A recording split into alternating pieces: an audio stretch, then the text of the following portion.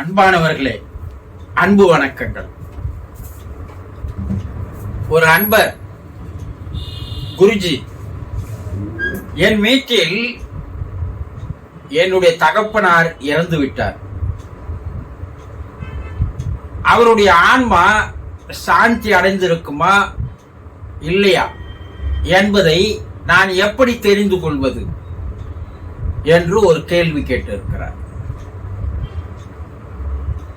ஒருவர் இறந்து விட்டால் அவருடைய ஆன்மாவானது சாந்தி அடைந்திருக்குமா இல்லையா என்று பல பேருக்கு குழப்பமாக இருக்கிறது. பல பேர் தொடர்பு கொண்டு இதே கேள்வியை கேட்கிறார்கள். இதை தெரிந்து கொள்வதில் ஆர்வம் அதிகமாக இருக்கிறது என்பது தெரிய வருகிறது. ரொம்ப அதிகமாக குழப்பிக் கொள்ளவே வேண்டாம்.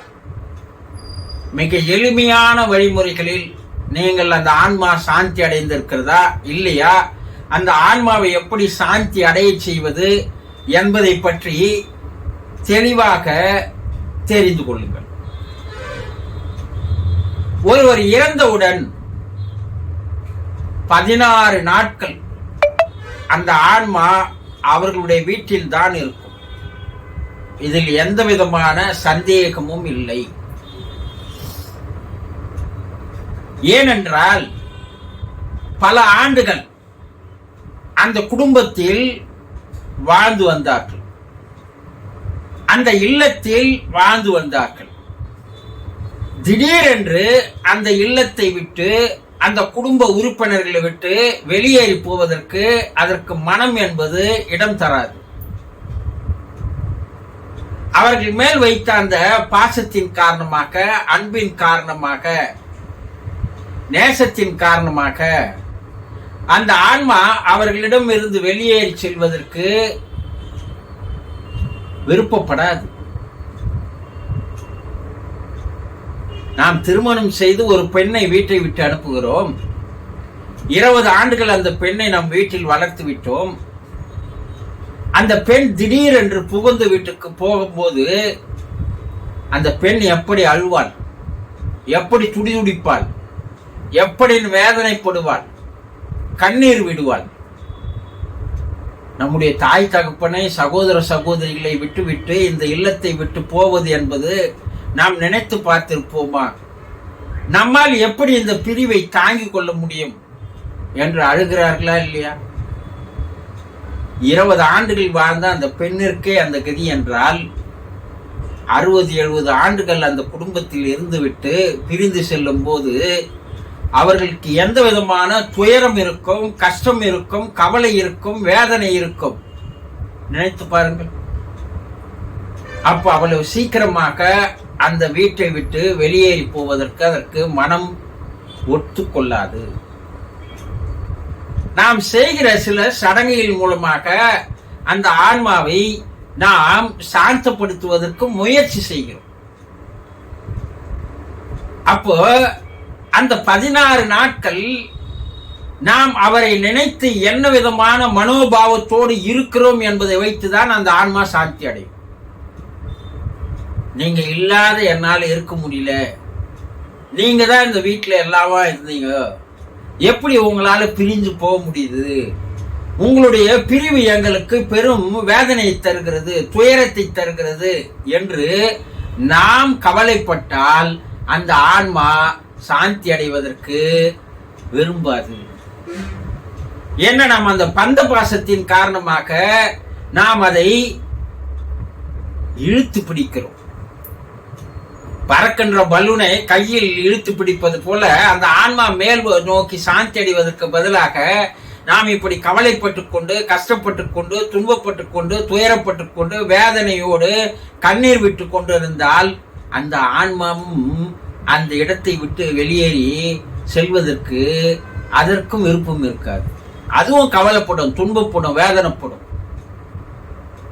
நம்முடைய மன எண்ணங்கள் அதை ரிசீவ் செய்து கொள்கின்ற ஆற்றல் அந்த ஆன்மாவுக்கு உண்டு. ஏன்னா அது மன உடல். தூள உடலை விட்டு மன உடல் தான் போயிருக்கிறது. அந்த மன உடலுக்கு எல்லாமே இருக்கிறது. அது மற்றவர்களுடைய துன்பங்களை தெரிந்து கொள்ளுகின்ற ஆற்றல் இருக்கிறது. அதனால் அந்த ஆன்மா சாந்தி அடையாது. நம்ம என்ன செய்யணும்? ஒரு பிரார்த்தனை பண்ணணும் அந்த ஆன்மா சாந்தி அடைவதற்காக.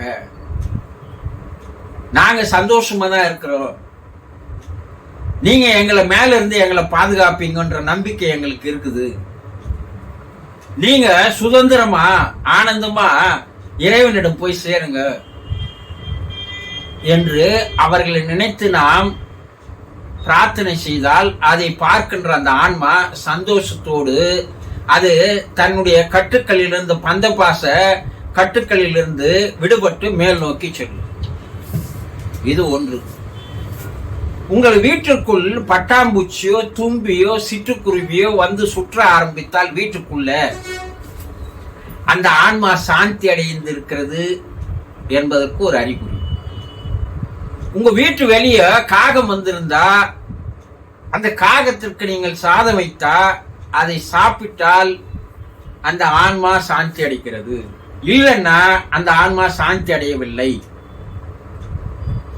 இப்படி சிறு சிறு குறிப்புகளை வைத்து உங்க வீட்டுல பிரச்சனைகள், அவர் இறந்ததிலிருந்து பிரச்சனைகள், கவலைகள், துன்பங்கள், வேதனைகள், பல்வேறு விதமான உடல் நோய்கள், குடும்பத்தில் இருப்பவர்களுக்கு தூக்கம் இல்லாத இருத்தல், ஒரு நாள் 2 நாள் இல்ல 2-3 மாதங்கள் அவர் யார் மீது அதிக அன்பு வைத்திருந்தாரோ அவர்களுக்கு தூக்கம் கெடும். ஒரு 3 மாதமானாலும் தூக்கம் வராது. அப்ப அந்த ஆன்மா சாந்தி அடையவில்லை என்று தெரிந்து கொள்ளலாம். இந்த ஆன்மா சாந்தி அடைவதற்கு என்ன பண்ணணும் அப்படின்னீங்கன்னா, உங்களுடைய குலதெய்வ வழிபாட்டை போய் நீங்கள் செய்ய வேண்டும். அது முன்னோர்கள் வழிபாடு என்று சொல்லுவார்கள். பித்ரு தோஷம், தோஷம் விலகும். நல்ல வறுமையில் இருக்கின்ற, பசியோடு இருக்கின்ற ஏழைகளை பார்த்து அவர்களுக்கு வயிறார உணவளிக்க வேண்டும். வஸ்திர தானம் பண்ணலாம், அன்னதானம் பண்ணலாம், முடிஞ்சா உங்களால சொர்ண தானம் சொல்லுவார்கள், பணம், அவங்க உழைப்புக்கு ஏதாவது உங்களால முடிஞ்சது தரலாம். அவர்களுடைய மனம் சந்தோஷப்பட்டால் மேலே இருக்கின்ற ஆன்மா அதை பார்த்து அது சுதந்திரமாக சாந்தி அடையும். முக்கியமாக தயிர் சாதம், அதை எள்ளுல கலந்து, அந்த எள்ளு கொஞ்சம் அந்த தயிர் சாதத்தில் கலந்து, பிரண்டை கேள்விப்பட்டிருப்பீங்க, அந்த பிரண்டை கிடைச்சா இல்ல அந்த பவுடர் வாங்கி அதை கலந்து காகங்களுக்கு சில குறிப்பிட்ட நாட்களுக்கு வைத்து வந்தால் அந்த ஆன்மா சாந்தி அடைந்து விடும். இப்படி ஆன்மா சாந்தி அடைந்ததா இல்லையா என்பது இந்த செயல்களின் மூலமாக நீங்கள் தெளிவாக தெரிந்து கொள்ளலாம். புரிந்து கொண்டீர்களா? சந்தோஷம்.